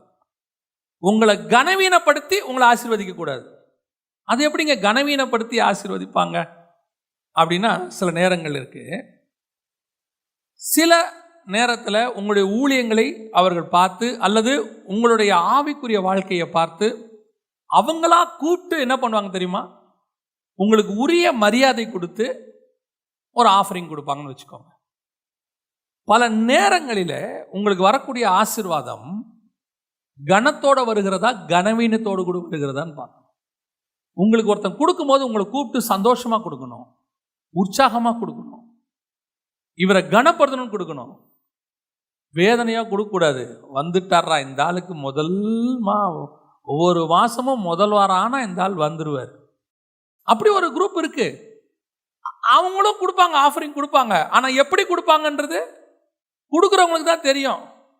அவர் வேற வருவார். வீட்டார யோசிக்கிறான், இவர் வேற முதல் வாரத்தில். எனக்கு ஒரு சில போதகர்களை தெரியும். அவங்க சொல்லுவாங்க, நான் ஹவுஸ் விசிட்டிங் போனால் ஆஃபரிங் வாங்கவே மாட்டேன்பாங்க. எனக்கு ஒரு சில ஊழியர்கள் அவங்க சொல்லுவாங்க, நான் ஹவுஸ் விசிட்டிங் போனால் ஆஃபரிங் வாங்கவே மாட்டேன். ஏன்? நான் அதுக்கு தான் வரேன். நாம் என்ன பண்ணிடுவோம், அடுத்த மாதம் முடிவு பண்ணிடுவான். எப்போ யார் சொன்னாலும் நீ சர்ச்சில் வந்து போடு, நான் வந்தது உனக்கு ஜெபம் பண்ண வந்தேன். இப்போ உன்னை நான் விசிட் பண்ண வந்தேன். என் விசுவாசி நீ ஸ்பிரிச்சுவலி கரெக்டாக இருக்கியான்னு செக் பண்ண வந்திருக்கிறேன். அடுத்த மாதம் நான் வரும்போது நீ என்ன நினச்சிருவ? ஓ, போன மாதம் நம்ம ஆஃபரிங் கொடுத்தோன்ட்டு பாஸ்டர் கரெக்டாக 3ஆம் தேதி கிளம்பிட்டாரா அப்படின்ட்டு. அதனால் நிறைய ஊழியக்காரங்க சொல்லுவாங்க, நான் ஹவுஸ் விசிட்டிங் போனால் என்ன வாங்க மாட்டேன், ஆஃபரிங் வாங்க மாட்டேன். அவங்க தங்கள் மேல் உள்ள அபிஷேகத்தை அவர்கள் காத்துக்கொள்ள விரும்புகிறார். வாங்கக்கூடாதுங்கிறது சட்டம் இல்லை. அவங்க என்ன செய்கிறாங்கன்னா, எனக்கு வரக்கூடிய ஆஃபரிங் எப்படி வரணும், ஒரு கனத்தோட வரணும். என் பாத்திரத்தை கனவீனப்படுத்துகிறவங்கிட்ட இருந்து எனக்கு ஆஃபரிங் அவசியமே கிடையாது. நீ என்னை அவமானப்படுத்தி எனக்கு ஒரு ஆஃபரிங் கொடுக்க வேண்டிய அவசியம் இல்லை. இது கனவீனமான ஆஃபரிங். இப்படி ஒரு ஆஃபரிங் அவசியமே கிடையாது. கொடுக்கும் போது உன் மேல் உள்ள அபிஷேகத்தை மரியாதையாய் அவன் மதித்து கொடுக்கணும். கொடுக்கணும்னு ஆசைப்பட்டு கொடுக்கணும். ஆசைப்படுறது மட்டுமல்ல, உன் அபிஷேகத்துக்கு ஒரு கனம் இருக்கு. பாத்திரத்துல திராட்சை ரசத்தை ஊத்தி குடிச்சிட்டு நான் உனக்கு பொற்பனை சரணிடுறேன், நீ ராஜ்யத்துல 3ஆவதா இருப்ப அப்படின்னு உடனே தானியேல் சொல்றான், வச்சுக்கடா எல்லாத்தையும். நீ உங்க அப்பா எப்படி கொடுத்தான் தெரியுமா ஆசீர்வாதத்தை? பரலோகத்தின் தேவனை புகழ்ந்து கீழே விழுந்து அவரை தவிர ஒரு தேவன் இல்லைன்னு சொல்லி தானியேலை எல்லாருக்கும் மேலாக உயர்த்தி பாத்திரத்தை கொண்டு போய் எங்க வச்சானா? ஆலயத்துல வச்சு கனப்படுத்தி ஆசீர்வாதத்தை கொடுத்தான். அதுதான் ப்ரொசீஜர். உங்களை கொடுக்கறத கர்த்தரை கனப்படுத்தி கொடுக்கணும். உங்களை கனப்படுத்தணும், உங்க அபிஷேகத்தை கனப்படுத்தணும். முதல்ல ஒன்று நீங்க தெரிஞ்சுக்கோங்க, அது ஊழியக்காரனுக்கு மட்டும் இல்லை, விசுவாசிக்கும் சொல்றேன். உங்க மேல உள்ள அபிஷேகத்தை நீங்க முதல்ல மரியாதை கொடுங்க. உங்க அபிஷேகத்துக்கு நீங்க மரியாதை கொடுங்க. அப்பதான் அடுத்தவன் மரியாதை கொடுப்பான். இது ஊழியக்காரனுக்கு மட்டும் பொருந்தாது, விசுவாசிக்கும் பொருந்தும். விசுவாசியும் ஒரு தேவை வந்த உடனே நீங்க என்ன பண்றீங்க? அடுத்து இமிடியேட்டா சர்ச்சில் அந்த பிரதரை கேட்போமா, இந்த சிஸ்டரை கேட்போமா, அவங்கெல்லாம் காரில் வராங்க, அவங்கள கேட்டால் கண்டிப்பாக கிடைக்கும். எவன் சொன்னா? உங்களை விட அவன் தான் பிரச்சனையில் அதிகமாக இருக்கான். உங்கள் வண்டிக்கு 50 ரூபாய்க்கு பெட்ரோல் போடலாம், காருக்கு 50 ரூபாய்க்கு பெட்ரோல் போட முடியாது. போய் நின்று பெட்ரோல் பங்கில் 50 ரூபான்னா அவன் எப்படி எட்டி பார்ப்பான் அவனு? நீங்கள் 50 ரூபாய்க்கு போடணும்னா அவன் 500 ரூபாய்க்கு போடணும். உங்கள் 50 ரூபாய்க்கு பிரச்சனைனா அவனுக்கு 500 ரூபாய்க்கு பிரச்சனை இருக்கு. நீங்கள் நினச்சிக்கிறீங்க காரில் வர்றவர் அந்த சிஸ்டர் பார்த்தீங்களா, அவங்க கட்டுற சாரியே 3000 ரூபாய் இருக்கும். அவங்கக்கிட்ட கேட்டோம்னா கண்டிப்பாக கொடுக்கும். அந்த சிஸ்டர்கிட்ட அந்த ஒரு சாரி தான் இருக்கும். உங்ககிட்ட 500 ரூபாய்க்கு 50 இருக்கும். அது 3000க்கு ஒன்றை வச்சுக்கிட்டு அதையே தான் கட்டிக்கிட்டு வரும், வேற இல்லை. நம்ம நினச்சிக்கிறோம். போய் கேட்கறது, சிஸ்டர் ரொம்ப கஷ்டம், ஏதாவது முடியுமா? அவன் சொல்ல முடியாம அவன் திருப்பி சொல்ல முடியாதுல்ல, உங்களோட ரொம்ப கஷ்டம், நாங்கள் பார்க்கத்தான் இப்படி இருக்கோம், பலன்னு உள்ள பப்பரப்பான் இருக்கோம், உங்களுக்கு எங்கள் வீடை பற்றி தெரியாது அப்படின்னு சொல்ல முடியுமா அவங்ககிட்ட போய்? இல்லை, இவங்க என்ன பண்ணுவாங்க, ஓகே சிஸ்டர், பட் இப்போ நம்மக்கிட்ட ஒன்றும் இல்லை. உடனே வெளியே வந்து என்ன சொல்கிறது தெரியுமா? ஆளுங்க தான் நல்ல பெரிய காருங்க வச்சுருக்கு, போனால் ஒரு 2000 ரூபா கூட ஈவிறக்கமே இல்லை, உனக்கு கொடுக்கணும்னு என்ன? நீங்கள் யாரை கேட்கணும்? நீங்கள் ஆண்டவரை கேளுங்க. நீங்கள் ஆண்டவர்கிட்ட கேளுங்க, கர்த்தர் கனப்படுத்துவார். நான் சொல்கிறேன், ஆண்டவர் ஒருத்தனை தெரியப்படுத்தி அனுப்புறதுக்கு 5 நிமிஷம் ஆகாது. ஒரு சிஸ்டரு ராத்திரி ஆண்டவர்கிட்ட ஜெபம் பண்ணியிருக்காங்க, காலையில் அரிசி இல்லை, ஆண்டவரே எனக்கு அரிசி கொடுங்க. மறுநாள் காலையில் பார்த்தீங்கன்னா நம்ம சபையிலேருந்து இன்னொரு சிஸ்டர் கதவை தட்டி ஆண்டவர் உங்களுக்கு கொடுக்க சொன்னார்னு 5 கிலோ அரிசி கொடுத்துருக்காங்க. இவங்க ஆண்டவர் அவங்களை கொண்டு போ, அவர்கள் அரிசி இல்லாமல் இருக்கிறார்கள், பஞ்சத்தில் இருக்கிறாங்க அப்படிலாம் சொல்லலை. இவங்களுக்கு 5 வந்தோடனே சரி அந்த சிஸ்டருக்கு ஒரு 5 கிலோ கொடுப்போன்னு இவங்க சாதாரணமாக போகிறாங்க. அங்கே விஷயம் வேறு. போனவொடனே கட்டி பிடிச்சிட்டு அழுதாங்களாம், ஐயோ எனக்கு இல்லை, ஆண்டவர் ஆசீர்வதிச்சார். ஆண்டவர் உண்மையில் உள்ள அபிஷேகத்தை கனப்படுத்தி உனக்கு கொடுப்பார். நீ யார்கிட்டையும் கையேந்திர நிலைமைக்கு போக விட மாட்டார் ஆண்டவர். அது கனவீனம்.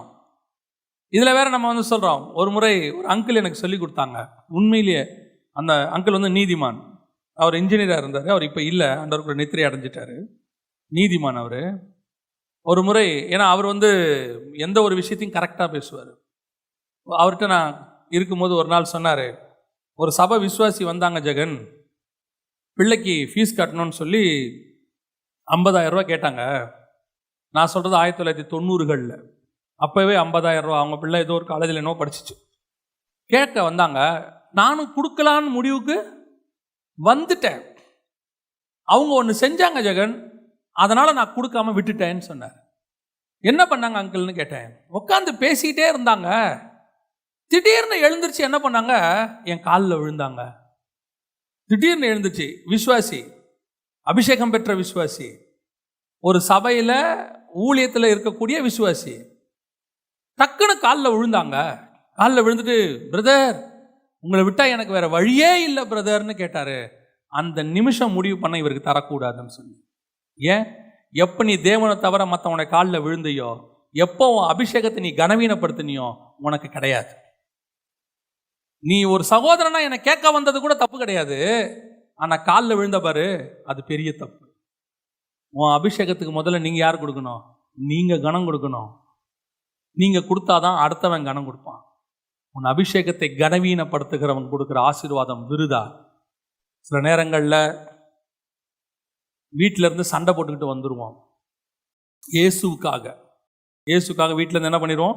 சண்டை போட்டு வந்துடுவோம். ஆண்டவர் என்னை பார்த்துப்பார் அப்படின்ட்டு. அவங்களும் வீட்டை விட்டு விரட்டி விட்டுருவாங்க. போ ஆகட்டும், என்ன நடக்குது பார்ப்போம் அப்படின்ட்டு. அவங்க வேறு சொல்லி வேற அனுப்புவாங்க, நீ போகிற நடுத்தரில் தான் நிற்க போகிற. இதெல்லாம் சொல்லியே அனுப்புவாங்க. ஏன்னா இது ஆசீர்வாதத்துக்கான ஒரு வார்த்தை. அது என்னை பொறுத்த வரைக்கும், எவனாவது உங்களை நீ உருப்பட மாட்டேன் அப்படின்னா ஆசீர்வதிக்கிறான்னு அர்த்தம். Praise the Lord. நல்ல வேளை நீ சும்மா அனுப்பியிருந்தா கூட ஆண்டவர் கம்முன்னு இருந்திருப்பாரு. நீ உருப்பட மாட்டேன்ட்டல்ல, நீ சொல்லிட்டல்ல, நீயே கர்த்தர் ஆசீர்வதிச்சிருவார். ஒரு நாள் இல்லை ஒரு நாள் நீ என்ன ஆவரப்பாரு. ஓ அப்படியா? ஆண்டவர் சொல்வார், ஒரு நாள் இல்லை ஒரு நாள் நீ என்ன ஆவரப்பாரு, நல்லா ஆக்கிடுவார். அப்படி இருக்கும்போது சிலர் என்ன பண்ணுவாங்கன்னா, அவங்க வீட்டில் சொத்து பிரிப்பாங்க. அக்கா தங்கச்சிங்களுக்கு இவங்களுக்கு என்ன பண்ண மாட்டாங்க, கொடுக்க மாட்டாங்க. இவங்க போய் சண்டை போட்டுக்கிட்டு நிற்பாங்க. ஏன் பங்கு எங்க? நீ தான் எல்லாம் வேணான்ட்டு வந்துட்டல்ல, உன்னை அவன் மதிக்கல, நீ இயேசுவை ஏற்றுக்கிட்டேன்னு விரட்டி விட்டான்ல, அன்னையோட அவன் வேணான்னா அவன் சொத்தும் வேணாம், அவங்ககிட்ட வர ஆசீர்வாதமும் வேணாம். அந்த வைராக்கியம் உனக்கு வரணும். அங்கே போய் சண்டை போடுறது. இன்னும் கொஞ்சம் பேர் கேஸ் போடுறது. நான் இயேசுவை ஏற்றுக்கிட்டேங்க, ஆனால் எனக்கு உரிமை இருக்கா இல்லையா? இல்லை இல்லை. எப்போ நீ இயேசுவை தகப்பனா ஏற்றுக்கிட்டு வந்துட்டியோ அன்னையிலேருந்து உனக்கு சொத்து கொடுக்க வேண்டிய ஒருத்தர் மேலே இருக்கிறார். அவர் கொடுப்பார் எல்லாம். திருப்பி போய் எங்கே நிற்கக்கூடாது, அவங்ககிட்ட போய் கையேந்தக்கூடாது. இதுதான் உன் அபிஷேகத்தை நீ கனவீனப்படுத்துறது. சிலர் என்ன பண்ணுவாங்க தெரியுமா, இவன் கேஸ் போட்டு பிரச்சனை பண்ண போறான்டா, கொடுத்து தொலைங்க அவனுக்கு ஒரு பாக்கம்பாங்க. இது என்ன ஆசீர்வாதம்? இதுதான் பெல்சாட்சார் ஆசீர்வாதம். எடுத்துட்டு போய் தொலை. பாத்திரத்தை கனவீனப்படுத்துறான். நான் சொன்னா இல்லையா ஒரு நாள் நீ என்கிட்ட வருவேன்னு, வந்துட்டியா அப்படின்னு சொல்லி கொடுப்பான். அது தேவையில்லை. நான் கஷ்டப்பட்டாலும் நஷ்டப்பட்டாலும் என் இயேசுவோடு கூடு. என்னை ஆசீர்வதிக்கிறவர் ஒருத்தர் இருக்கிறார். உன்னுடைய ஆசீர்வாதம் உன்னிடத்திலேயே இருக்கட்டும். ஒரு முறை ஒரு பையனை வீட்டை விட்டு விரட்டி விட்டாங்க. விரட்டி விட்டு அவன் வந்து சென்னைக்கு வந்து, சென்னையில் அவன் ஒரு இடத்துல வேலை பார்த்துட்டு இருக்கான். அவனும் கஷ்டப்பட்டுக்கிட்டு தான் இருக்கிறான். அப்போது அவங்க அம்மா ஃபோன் பண்ணாங்க, அப்பா சொத்து விற்க போகிறோம், அண்ணன் தம்பிங்கெல்லாம் பிரிக்க போகிறோம், அப்பா உனக்கு ஒன்றும் கொடுக்கக்கூடாதுன்னு சொல்லிட்டாரு, நீ இயேசுவை ஏற்றுக்கிட்டதுனால உனக்கு ஒன்றும் கிடையாதுன்னு சொல்லிட்டாரு, ஆனால் உன் கையெழுத்து இப்போது தேவைப்படுது, நீ ஏதாவது காசு வாங்கிக்கிட்டு கையெழுத்தை போட்டு கொடுத்துரு, பிரச்சனை மட்டும் பண்ணாத அப்படின்னு. அவன் சொன்னான், என்னைக்கு நான் இயேசுவை ஏற்றுக்கிட்டேனோ அன்னைக்கு இயேசுவை தவிர வேறு யாருக்கிட்டையும் கையேந்துறதில்லை. உங்களுக்கு கையெழுத்து தானே வேணும், என்னைக்குன்னு சொல்லுங்கள், வந்து நான் போட்டு கொடுத்துட்டு வரேன். கடைசியில் நடந்தது என்ன தெரியுமா? அவன் கையில் தான் கடைசியில் அவங்க அப்பாவும் அம்மாவும் வந்து கடைசி காலத்தில் இருந்தாங்க. அவன் தான் அவங்க அப்பா அம்மாவை பார்த்தான். ஏன்னா சொத்து பிரித்தோன்னே எல்லாரும் விரட்டி விட்டான் அப்பா அம்மாவை. இவன் தான் கொண்டாந்து சென்னையில் வச்சு பார்த்தான். நான் சொல்கிறேன், உன்னை ஆசீர்வதிக்கிற ஒருத்தர் இருக்கிறார். உன்னை கனப்படுத்துகிறவங்ககிட்ட மட்டும்தான் உன் கை நீளணும். உன்னை கனவீனப்படுத்துகிறவங்ககிட்ட கை என்ன செய்யக்கூடாது, நீளவே கூடாது. தைரியமாக சொல்லுங்க, என்னை மதிக்கலைல்ல, எனக்கு அது தேவையில்லை. நீ என் ஆண்டவரையும் மதிக்கலை, அவர் என்ன அழைச்சி அபிஷேகிச்சிருக்கிறார், என்னையும் மதிக்கலை, உனக்கு அது ஆசீர்வாதமாக இருக்காது. உன் ஆசீர்வாதம் உங்ககிட்டயே இருக்கட்டும் எப்பவுமே. சரி, என்ன ஒரு அண்ணன் ஒருத்தர் என்கிட்ட சொன்னார், நீ என்னப்பா சொத்தெல்லாம் பிரித்து கேட்குறியாமே, ஒரு 20 வருஷத்துக்கு முன்னாடி. நான் சொன்னேன், அண்ணே நான் ஒரு நாளும் யாருக்கிட்டையும் எதையும் கேட்டதே கிடையாது. ஒரு நாளும் கேட்டதில்லை. யாராவது உங்கள்கிட்ட தப்பாக சொல்லியிருப்பாங்க. நான் என்னைக்கு இயேசுவை எங்கள் அப்பாவாக ஏற்றுக்கிட்டேனோ அன்னையிலேருந்து இன்னைய வரைக்கும் எனக்கு இயேசு தான் எல்லாமே கொடுத்துருக்குறாரு. வேறு யாரும் எனக்கு எதுவுமே தந்ததில்லை. தைரியமாக எனக்கு அண்ணன் தம்பி யாரும் கிடையாது, சொந்தக்காரங்க யாரும் எனக்கு தரவே இல்லை. எனக்கு தந்ததுன்னு சொல்லி பூமியில் யாராவது ஒருத்தர் சொல்லணுன்னா எங்கள் அம்மா மட்டும்தான் சொல்ல முடியும். வேறு யாருமே சொல்ல முடியாது. ஒருத்தர் சொல்ல முடியாது. எங்கள் அம்மா மட்டும்தான் எனக்கு செஞ்சுருக்காங்க. வேறு யாரும் எதுவும் எந்த சொத்தும் எனக்கு தரவே இல்லை. அதனால் நான் தைரியமாக சொல்லுவேனே, நான் யார்கிட்டையும் எதுவும் கேட்கல. நான் சொன்னேன், ஒரு 20 வருஷம் ஆச்சு, அதே அண்ணன் திருப்பி வந்து சொன்னார், ஆண்டவர் உன் கூட இருக்கிறார். நான் சொல்கிறேன், நீங்கள் ஆண்டவர்கிட்ட தைரியமாக சொல்லுங்கள், வேணான்னு சொல்லுங்கள். உன்னை கனவீனப்படுத்துகிற சொத்தை வேணான்னு சொல்லுங்கள். சொத்து மட்டும் இல்லை, எதாக இருந்தாலும், எந்த ஆசீர்வாதமாக இருக்கட்டும், உன்னை கனவீனப்படுத்துகிறானா வேண்டாம். உன் மேலே உள்ள தேவனை கனவீனப்படுத்துகிறானா வேண்டாம். உன்னை அபிஷேக்கிறவர் ஒருத்தர் இருக்கிறார், அதுதான் மெய்யான ஆசீர்வாதம். அல்லேலூயா. கடைசியாய் தானியேல் செய்தது என்ன? 6ஆம் அதிகாரம் 28வது வசனம் வாசிங்க. தானியேல் புஸ்தகம் 6ஆம் அதிகாரம் 28வது வசனம். தரியுவின் ராஜ்யபார காலத்திலும் பெர்சியனாகிய கோரேசனுடைய ராஜ்யபார காலத்திலும் தானியேலின் காரியம் ஜெயமாயிருந்தது. அப்படின்னா என்ன அர்த்தம் அப்படின்னு கேட்டீங்கன்னா, இப்ப நேபுகாத் நேச்சார் கொடுத்த ஆசீர்வாதம் இருக்கு இல்லையா, அதுக்கப்புறம் நேபுகாத் நேச்சார் உயிரோடு இருக்கிற வரைக்கும் யாருக்கு இருந்துச்சு? அந்த அவர் கொடுத்த ஆசீர்வாதம் தானியேலுக்கு அவர் உயிரோடு இருக்கிற வரைக்கும் இருந்துச்சு. அதுக்கு பிறகும் இருந்துச்சு. தரியு காலத்திலையும் இருந்துச்சு, பெர்ஷியன் காலத்திலையும் இருந்துச்சு.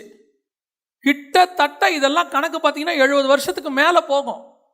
அவ்வளோ வருஷம் தானியேல் எப்படி இருந்தார்? ஆசீர்வாதமாக இருந்தார். ஆனால் பெல்ஷாத்சாருடைய ஆசீர்வாதம் எப்படி தெரியுமா? வாசிங்க 5ஆம் அதிகாரம் 30ஆம் வசனம் வாசிங்க.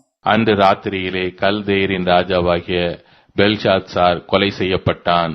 கல்தேயரின் ராஜாவாகிய பெல்ஷாத்சார் எந்த ராத்திரியில தெரியுமா? எந்த ராத்திரியில? எப்போ தானியேலுக்கு எல்லாம் தரேன்னு சொன்னாரோ அந்த ராத்திரியிலேயே கூப்பிட்டு கேட்டாரு.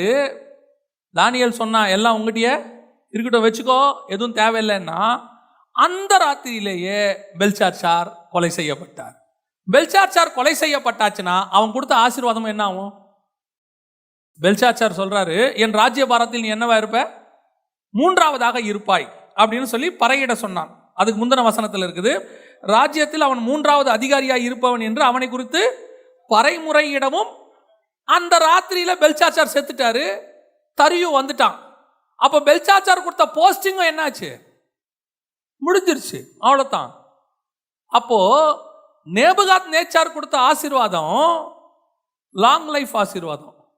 அப்ப ஆரம்பிச்சது கோரேஸ் வரைக்கும் இருந்துச்சு. ஆனா பெல்ஷாத்சார் கொடுத்த ஆசீர்வாதம் டெம்பரவரி, அன்னைக்கு நைட்டே முடிஞ்சிருச்சு. எந்த ஆசீர்வாதத்தை வாங்கணும் எதை வாங்கக்கூடாதுன்னு தானியேலுக்கு தெரியும். நேபுகாத் நேச்சார்ட்ட வாங்கினா ஏன் தெரியுமா? அவன் தேவனை மகிமைப்படுத்தி என்னை கனப்படுத்தி கொடுத்துருக்கிறா, இது கடைசி வரைக்கும் வரும். நீ இந்த சமயத்துக்கு ஏற்ற மாதிரி என் தேவனையும் கனப்படுத்தலை, அவர் பாத்திரத்தையும் கனப்படுத்தலை, ஏதோ நான் சொன்னேன்னு சொன்னேன், நீயே இன்னைக்கு நைட்டு செத்துருவடா, இன்னைக்கு நைட்டு நீயே செத்துருவ, அப்புறம் நீ கொடுத்த ஆசீர்வாதம் என்ன அப்படின்னா எந்த ஆசீர்வாதம்? அதனால தான் தானியேல் சொல்கிறான், எல்லாம் உங்கள்கிட்டயே இருக்கட்டும். எந்த ஆசீர்வாதத்தை வாங்கணும் தெரியுமா? நித்தியமான ஆசீர்வாதத்தை வாங்கணும், அநித்தியமான ஆசீர்வாதத்தை வாங்கக்கூடாது. எது நித்திய ஆசீர்வாதம் பார்க்கணும், அதைத்தான் வாங்கணும். அநித்தியமான ஆசீர்வாதம் கொஞ்சம் இருக்கு, அதெல்லாம் கூட வராது. பார்க்கறதுக்கு வேணா என்ன செய்யும், கூட வரா மாதிரி தெரியும். இப்போ யோசிச்சு பாருங்க, தானியேலே நீ பாபிலோன் தேசத்தில் 3ஆவதா இருப்பாய். கல்தேயருக்கு பெரிய ராஜா ஒருத்தர் இருக்கிறாரு, 2வது யாரு? பெல்ஷாத்சாரு. அவருக்கு அடுத்து யாரு? தானியேல். ஏறக்குறைய யோசேப்பு மாதிரி, பார்வோனுக்கு அடுத்து மாதிரி இவரு. கேட்கறதுக்கு நல்லா தான் இருக்கு, எல்லாம் ஓகே தான், நைட்டோட முடிஞ்சிருமே. சொல்லி முடிச்சுட்டு வீட்டுக்கு போறதுக்கு முன்னாடி போஸ்டிங் காலி. இந்த போஸ்டிங் நமக்கு வேணுமா? இது நமக்கு தேவையா? சில நேரத்தில் ஆண்டவர் சிலது தருவார்.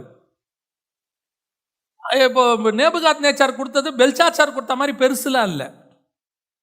கூப்பிட்டு கொலு மண்டபத்தில் உட்கார வச்சுக்கிட்டான். கிங்ஸ் கேட் அப்படின்னா என்ன அர்த்தம்னா, அதுவும் நல்ல போஸ்டிங், கவர்னரோட ஈக்குவலான போஸ்டிங்.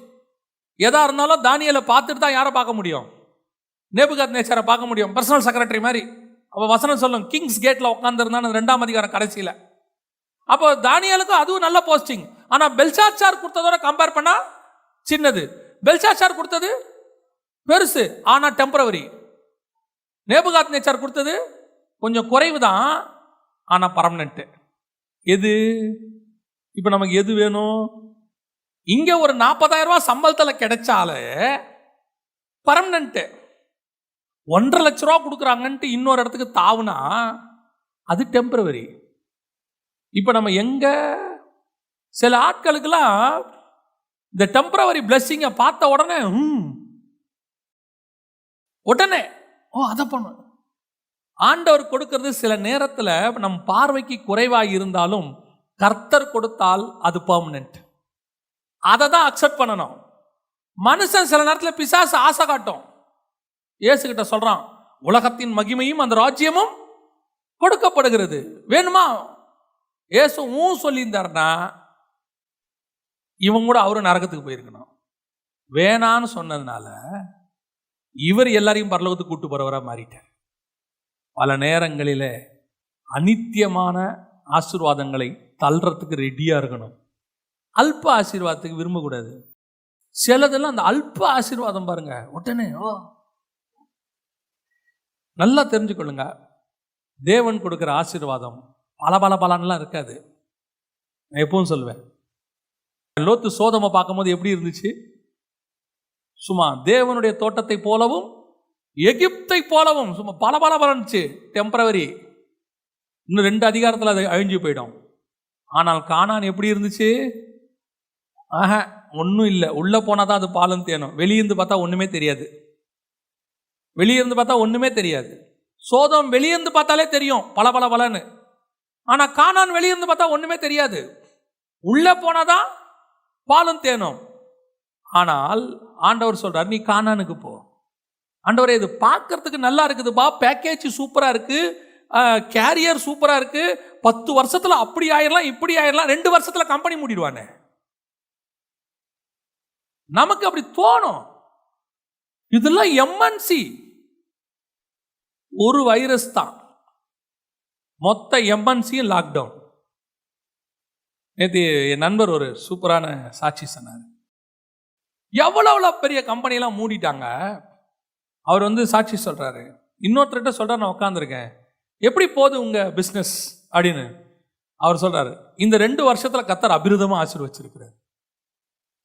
அவர் சொல்றாரு, இப்பதான் ஃபர்ஸ்ட் வார்த்தை இப்படி ஒன்று கேட்கறேன். இந்த 2 வருஷத்துல எல்லாவனும் போச்சு, முடிஞ்சு, மூடியாச்சு, தொலைஞ்சிச்சு, இப்படியே தான் சொல்றான். நீங்க சொல்றீங்களே கர்த்தர் என்னை ஆசீர்வச்சிருக்கிறார், அவ்வளோதான், எல்லாம் முடிஞ்சு. சில நேரத்தில் கர்த்தர் கொடுக்குற ஆசீர்வாதம் பார்க்கறதுக்கு பெருசா தெரியாது, ஆனா நிரந்தரமானது. நான் ஒரே ஒரு காரியத்தை மட்டும் சொல்லிட்டு முடிக்கிறேன். நான் நிறைய நேரத்தில் சாட்சி சொல்லுவேன், ஆனால் அதுக்கு பின்புலம் எனக்கு தெரியும், பின்னாடி நடந்தது. வேலையை வெளிநாட்டில் விட்டுட்டு வந்துட்டேன், ஆண்டவருக்காக வந்தேன். அதில் பெருசாக சாட்சியாக சொல்கிறதில்ல. ஏன் அப்படின்னா அதுக்கு பின்னாடி ஒரு ரீசன் இருக்குது. ஆண்டவர் என்ன சொன்னார், நீ விட்டுட்டு வா, நான் உன்னை ஊழியத்தில் பயன்படுத்துவேன்னு சொல்லி நான் வந்துட்டேன். அவர் சொன்ன நேரத்துக்கு கரெக்டாக வந்துட்டேன். வந்து ஒரு 2 வருஷம் தான் இருக்கும், 1.5 வருஷம் தான் இருக்கும். என் கூட இருந்த அங்கே இருந்தவங்க அநேகர் எனக்கு ஃபோன் பண்ணாங்க, இந்தியாவில் நிலைமை எப்படி இருக்குது இப்போ, ஏன் இங்கே சூழ்நிலை மோசமாக இருக்குது, நாங்கள் இங்கேருந்து போயிடலான்னு இருக்கோம். போயிட்டாங்க நிறைய பேர். ஒரு சிலர் ஆஸ்திரேலியா போயிட்டாங்க, ஒரு சிலர் வேறு இடத்துக்கு போயிட்டாங்க. இப்போ யாருமே அங்கே இல்லை. மேக்சிமம் 95% இல்லை, ஒரு 5% இருக்காங்க. இப்போ நான் நினச்சிப்பேன், கர்த்தர் சொல்லும் போது நம்ம கிளம்பி வந்ததுனால இப்போ நம்ம சாட்சி சொல்கிறோம். என்ன சொல்கிறோம்? ஆண்டவர் சொன்னார், அதனால விட்டுட்டு வந்தேன்னு. முடியாதுன்னு முரண்டு பிடிச்சிருந்து அங்கே இருந்திருந்தோம்னா 2 வருஷம் கழிச்சு வேலை இல்லாமல் நம்மளா வந்திருப்போம். இப்போ எது பெஸ்ட்டு? ஆனால் அவர் சொல்லும் போது வேலை இருந்துச்சு. ஆனால் சொல்லும் போது அவருக்கு பின்னாடி நடக்கிறது எல்லாமே தெரியும். அவர் சொல்றத செஞ்சீங்கன்னா பர்மனன்ட். நம்ம சில நேரத்தில் ஆசைப்படுவோம், ராஜ்யபாரத்தில் 3ஆவதா, பொற்சனையிடுறாங்களா, பறையடிக்கிறாங்களா, ஊருக்கே சொல்றாங்களாமே தானியேல் தான் 3ஆவதுன்னு சொல்லுவாங்கப்பா. அன்னைக்கு நைட்டே சொல்லுவாங்க தானியேல் பிடிக்கப்பட்டாருன்னு. எது முக்கியம்? நமக்கு நிரந்தர ஆசீர்வாதம் ஒன்று இருக்கு, அந்த ஆசீர்வாதத்தை நீங்க அக்செப்ட் பண்ணணும். இந்த மாதிரி ஆசீர்வாதத்தை நீங்க சொல்லணும், உன்னுடைய ஆசீர்வாதம் உங்ககிட்டயே இருக்கட்டும்பா. ஏன் இது இன்னையோட முடிஞ்சிடும்பா, இது ஒரு டெம்பரவரி. இந்த உலகத்தினுடைய எல்லா ஆசீர்வாதங்களும் அநித்தியமானவைகள் தான். இது எல்லாம் ஒரு நாள் முடியும். இது ஒரு நாள் இல்லாமல் போகும். நீ நினைச்சிருக்க வேண்டியது எது தெரியுமா? நித்தியமான ஆசீர்வாதம். அதுதான் கர்த்தர் கொடுக்கிறது. இது காண்கிற யாவும் அநித்தியமானவைகள். காண்கிற யாவும் ஒரு நாள் அழிந்து போகும், இல்லாமல் போகும். காணாதவைகளோ நித்தியம். அதுதான் நீ சொல்லணும். அந்த ஆசீர்வாதம் தான் அக்செப்ட் பண்ணிக்கணும். எதை வேணான்னு சொல்லணும் தெரியுமா? இது அநித்தியம், வச்சுக்கோப்பா உன் ஆசீர்வாதம். உலகம் உங்களை அப்படி சொல்லும், அப்படி ஆக்குறேன், இப்படி ஆக்குறேன், உங்களை அப்படி உட்கார வைக்கிறேன். நீங்க சொல்லணும், என்னை உட்கார வைக்கிற ஒருத்தர் இருக்கிறார். அவர் என்னை ராஜாவா உட்கார வைக்கிறாரோ இல்லையோ, ஆனா கடைசி வரைக்கும் என்னை நிலையான ஒரு இடத்துல உட்கார வச்சிருப்பார். அந்த இடத்த யாரும் என் கையிலேருந்து எடுக்கவே முடியாது. அதுதான் கர்த்தர் கொடுக்குற ஆசீர்வாதம். சில நேரத்தில் மனுஷன் உயர்த்துவான், கீழே போடுவான். ஆனால் கர்த்தர் கீழே போடவே மாட்டார், உயர்த்தி கொண்டே தான் போவார். படிப்படியாக உயர்த்துவார். அந்த படிப்படியாக உயர்த்தும் போது ஸ்டெப் பை ஸ்டெப்பாக வரும்போது சின்ன சின்ன போஸ்டிங்காக தான் வரும். கொஞ்சம் கொஞ்சம் தான் பேக்கேஜ் ரைஸ் ஆகும். கொஞ்சம் கொஞ்சமாக தான் ஆசீர்வாதம் வரும். உடனே நாம் என்ன நினைக்கக்கூடாது, இன்னைக்கு இப்படி பொறுமையாக என்னைக்கு முடிச்சு என்னைக்கு வர்றது அப்படின்னு நினைக்கக்கூடாது. இந்த கிராஜுவல் இன்க்ரீஸ் நல்லது. தானியேலுக்கு தெரியும், தம்பி நீ கொடுக்குற பொற்சனி பரடம் இருக்கட்டும், நீ சொல்ற போஸ்டிங் இருக்கட்டும், அதெல்லாம் சாயங்காலத்தோட காணாம போயிடும். இன்னைக்கு நைட்டு உன் கதையை முடிஞ்சிடும். நிஜம் எது தெரியுமா? என்ன ஆண்டவர் ஒரு இடத்துல உட்கார வச்சிருக்கிறாரு, அதுதான் நிஜம். அல்லேலூயா. தேவன் நம்மை நித்திய ஆசீர்வாதத்துக்கு அழைச்சிருக்கிறார். இவைகள் எல்லாம் அநித்தியமானவைகள். தைரியமா சொல்லணும், இது உங்ககிட்டயே இருக்கட்டும். எவனாவது ஆசை காட்டினா சொல்லணும், இது உங்ககிட்டயே இருக்கட்டும். அதெல்லாம் அநித்தியமானது. என்னை ஆசீர்வதிக்கிறவர் ஒருத்தர் இருக்கிறார். அவர் என்னை நித்தியமாய் ஆசீர்வதிப்பார். அல்லேலூயா. எல்லா கண்களை மூடுவோம், ஆண்டவரை நோக்கி பார்ப்போம். என்னுடைய ஆசீர்வாதம் எப்படி வருகிறது? ஆசீர்வாதம் யாரும் வேணான்னு நம்ம சொல்றது இல்லை. நம்ம தேவனும் ஆசீர்வதிக்க மாட்டேன்னு சொல்லல. ஆனால் அந்த ஆசீர்வாதம் எப்படி வருகிறது?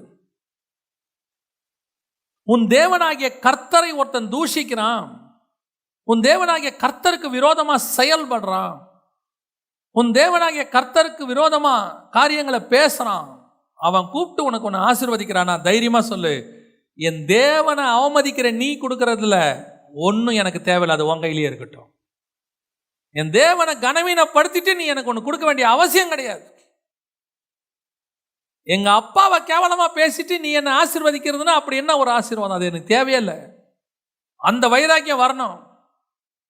அப்பாவை தூஷிக்கிறவங்க, அப்பாவை கேவலமா பேசுறவங்க கூப்பிட்டு ஏதாவது போஸ்டிங் கொடுக்குறாங்கன்னா போய் உட்காரக்கூடாது.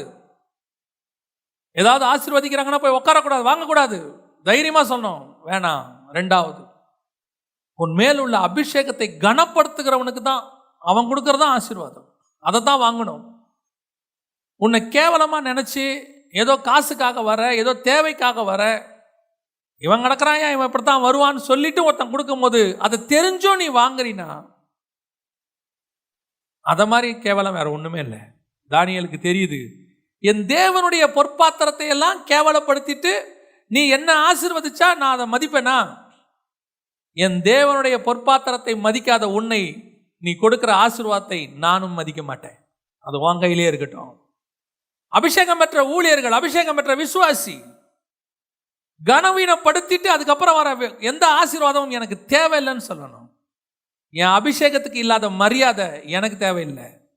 ஆண்டவர் எனக்கு கொடுத்திருக்கிற ஊழியத்துக்கு இல்லாத மரியாதை, அதை அடமானம் வச்சுத்தான் நான் ஊழியம் பண்ணணும்னா அப்படி ஒரு அவசியமே கிடையாது. ஒருத்தங்கிட்ட காலில் விழுந்து நான் ஊழியம் பண்ண வேண்டிய அவசியம் கிடையாது. கர்த்தருடைய காலில் விழுந்து மட்டும்தான் ஊழியம் பண்ண முடியும். மனுஷனை திருப்திப்படுத்தி வசனாதான் சொல்லுது, நான் இன்னும் மனுஷனை பிரியப்படுத்துகிறவனா இருந்தால் தேவனுக்கு ஊழியக்காரன் அல்லவே.